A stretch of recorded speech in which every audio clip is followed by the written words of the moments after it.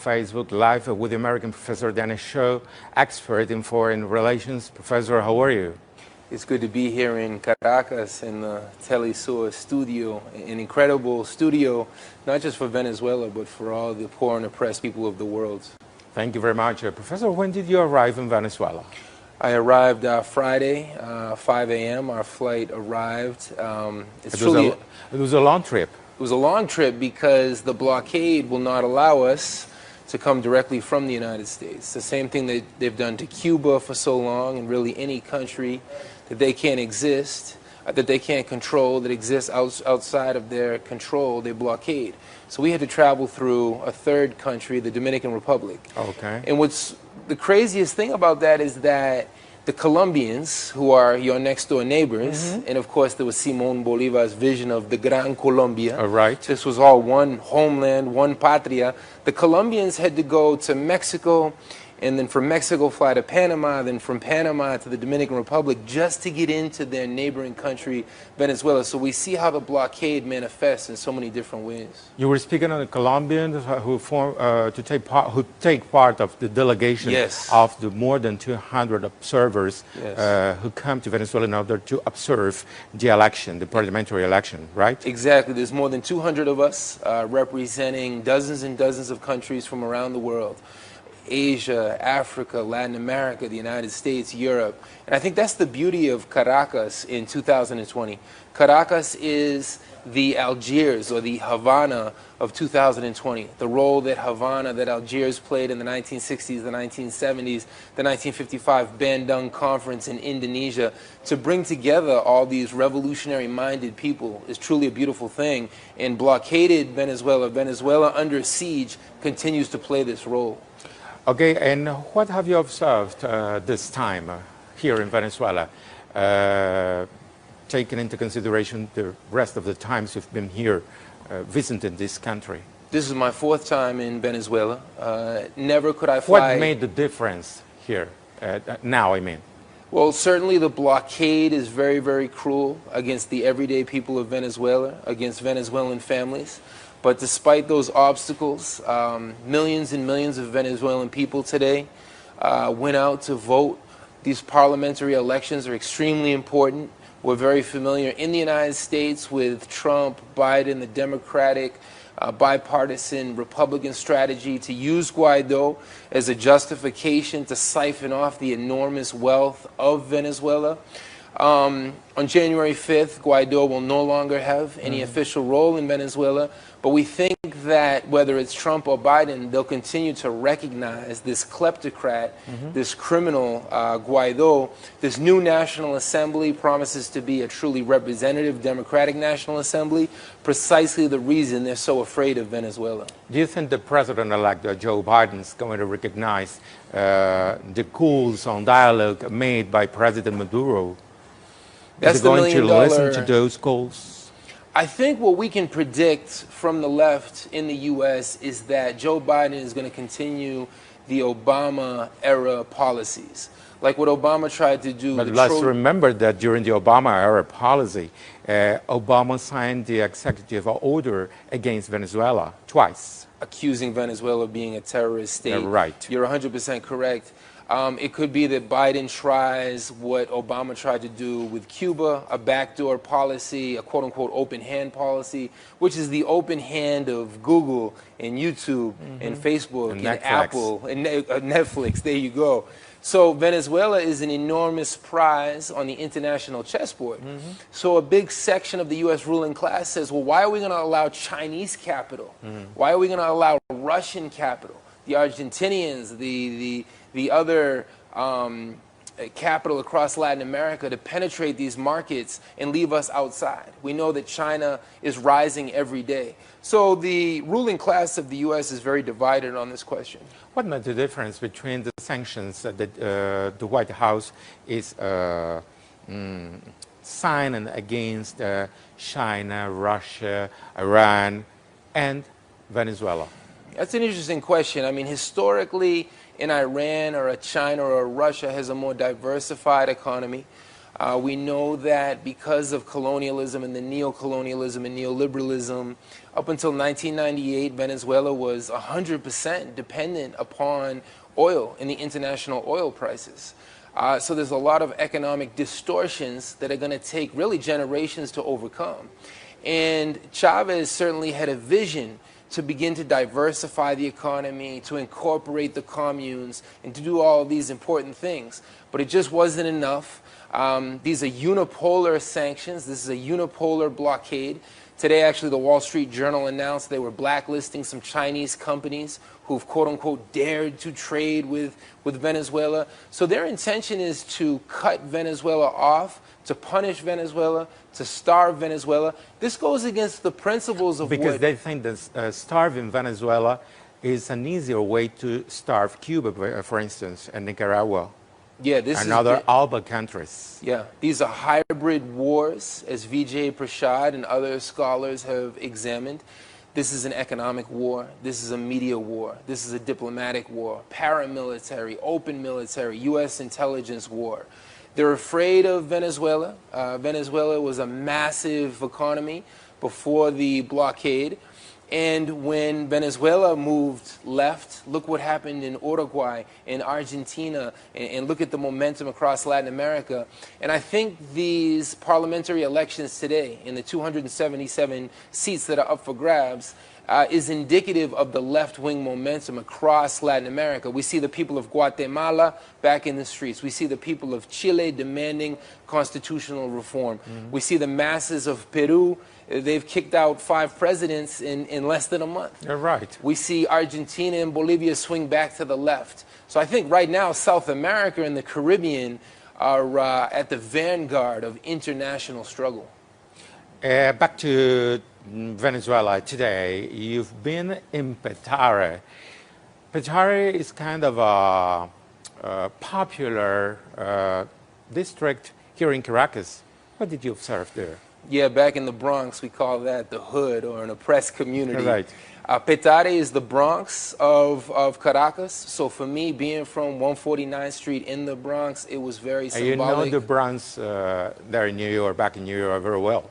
Oh, I know the Bronx all too well. I came up there as a boxer, and now my son Ernesto, he's coming up. He's a young 18-year-old carving out his destiny in the world. So to be in Petare with the everyday people, to be there freely in dialogue, this is a self-critical revolution. This is a revolution that doesn't just, no revolution moves forward on a straight path. There a political conscience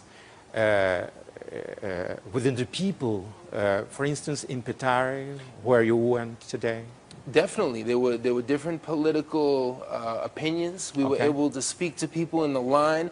Of course, people are very pragmatic because the bloc... What did they say, for instance, on the economic situation here in Venezuela? That they live it every day. They suffer. Things that we take for granted back home in the Bronx. Not to say the Bronx isn't super oppressed in different ways.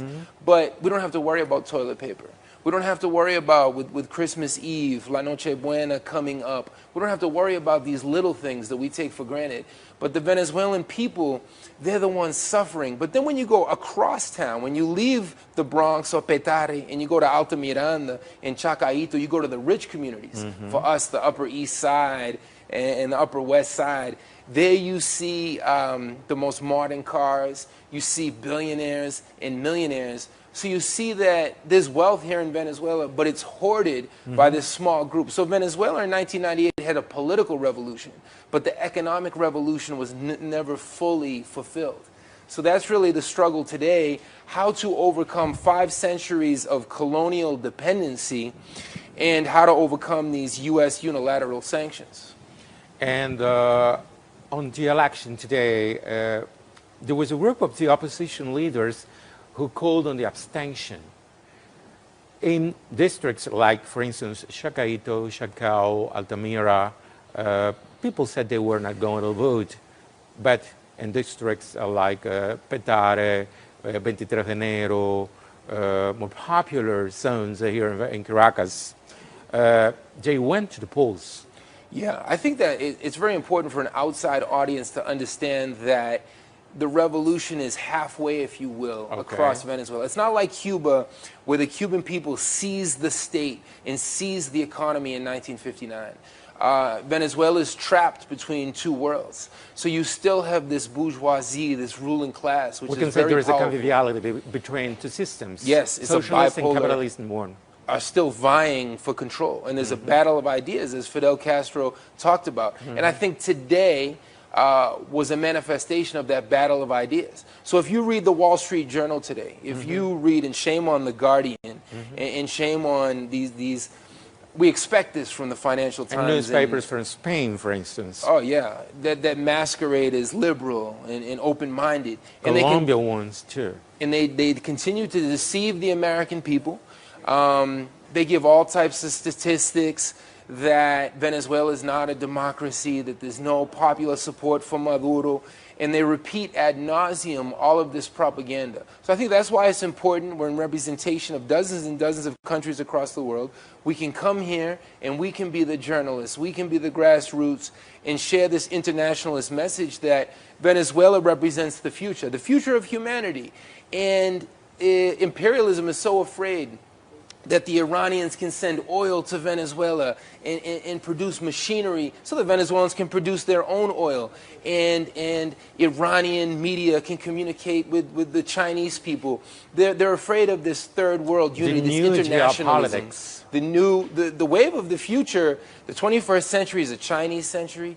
It's a quote-unquote third world century. The U.S. decline is inevitable. China now has 17% of international production of the world GDP. The European Union, in comparison, has only 16%. The U.S. has 23%, but very precipitously it is declining. I think in another decade or two, China will produce more than the U.S. So I think Venezuela is in a good position to build diplomatic, military, and economic alliances with this multipolar world. Hugo Chavez talked about a plurinacional, pluripolar world, a pluripolar world. Right. And that's what the 21st century means. You were talking a lot on Hugo Chavez, and what about Nicolas Maduro? I think Nicolas Maduro was put into a very, very difficult position. And I think, me personally, I don't speak for the entire American left clearly, but I think it's very easy to beat up on Maduro and to make him the fall guy. Maduro is under attack all day, every day, by the U.S. media, by the U.S. military machine, by the Pentagon, the State Department, U.S. intelligence. Like Simon Bolivar, the man of difficulties. Exactly, exactly. And I think Maduro has risen to the historical occasion. I think we'll look back and say that he steered the ship the same way that Fidel and Raul and Cuban leadership in the 1990s steered Cuba during the special period. The Soviet Union falls, but there's Cuba. And we've seen Latin America swing back to the right, but Venezuela never veered from its path. So I think that, especially us in the left, we owe Nicolas Maduro. Of Nicolas Maduro's leadership. I think we owe him a lot more respect than we've given him. I mean, in the Venezuelans, in the Bolivians, in the Cubans, they're open to critical postures. There should always be dialogue, but it needs to be critical support. And the left in the U.S. is very divided over this question. Is there a left, politically speaking, in the United States? Well, it's not a mainstream left. I know what you're getting at, Ray. Both the Democrats and the Republicans are parties of capital. They're neoliberal parties. They're parties of imperialism. They're parties of the Pentagon. They're parties of police brutality. Biden said he was going to give more funds to the police. Biden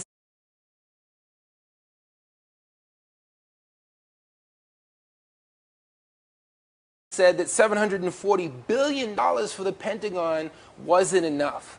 But the left, we're there. There's the Green Party. There's the Democratic Socialists of America that have 80,000 members now.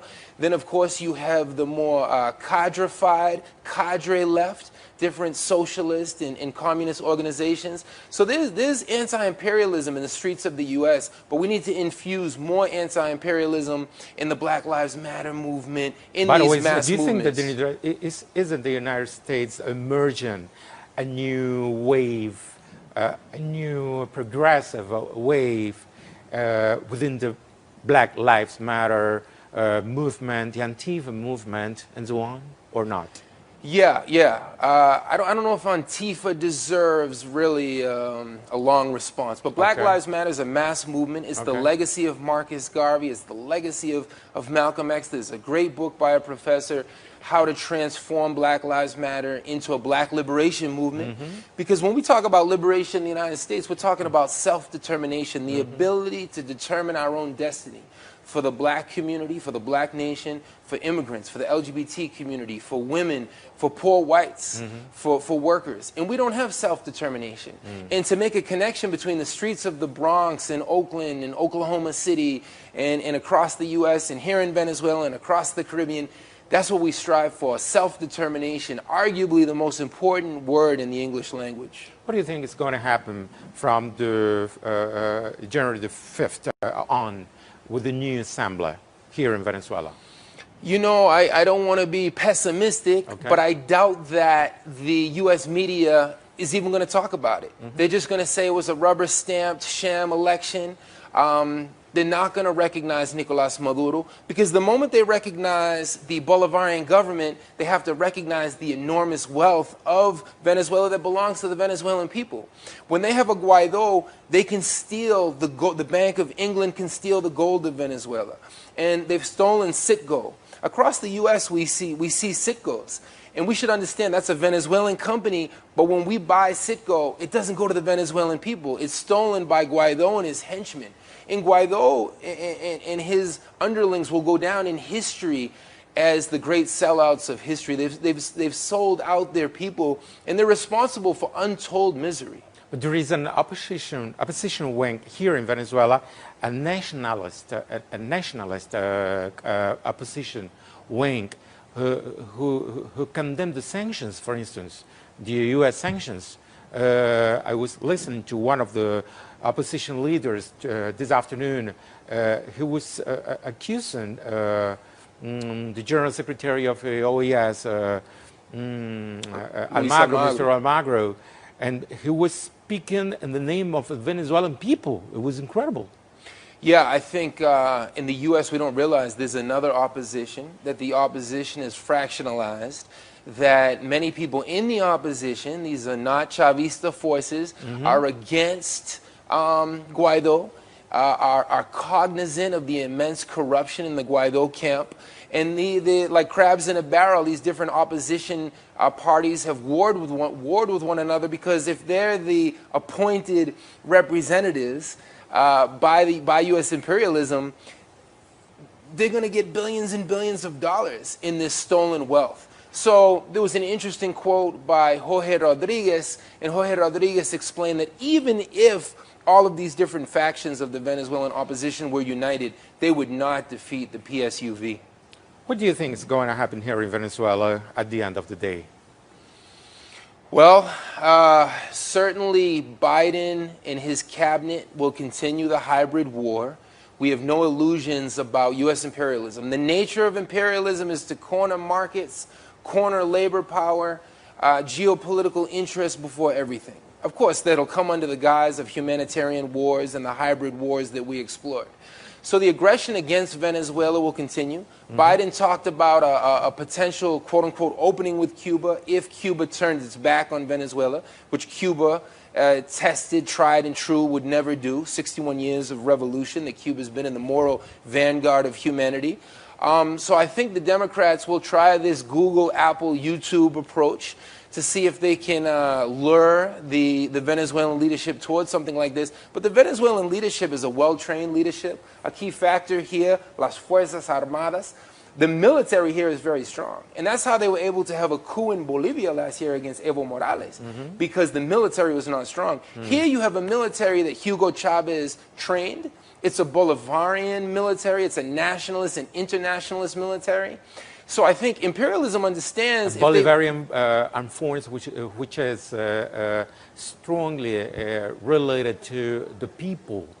They come from the people. They come from the La Petares. Unión Cívico-Militar, the civic military union. 100%. And that's why this revolution has been so successful. But when a revolution only goes halfway and you leave your enemy, it's like a 12-round fight. If you let your enemy survive another round, he can come back on you on round 10 or 11 or 12. So the bourgeoisie is there in East Caracas, and they're stronger than ever. They're driving around laughing at this blockade. They're hoarding the wealth of Venezuela, complicit with imperialism. So, of course, a lot of us on the left ask, why leave that right wing still in economic power? You still have the Cisneros and Polar and Mendoza and these billionaire families amidst this blockade. And that's the central contradiction that this revolution, that all of humanity faces. Aren't you afraid of getting in jail when you go back to the United States after saying all this to Telesur? Oh, you know, I think about that. We all think about that. There's people who've been doing this. Oh, no, I forgot the United States was a real democracy. A real democracy. They've detained us many times. We never supported their wars. They weren't our wars in Iraq and Afghanistan and Libya and Syria, in Central America in the 1980s. We're not afraid to go to jail. You know, we have principles. As the Bible says, men and women don't just live off of bread. You know, we have our moral principles. So many fighters have sacrificed a lot more. And for me to be at Telesur, I never thought, you know, growing up as a poor kid in Brockton, Massachusetts, in the Bronx, New York, I never thought that there would be a platform to actually critique imperialism in this critical way. Professor, thank you very much for this interview, the special interview. Rei, thank Telesur. Thank you. Well, that's all. Thank you very much for joining us.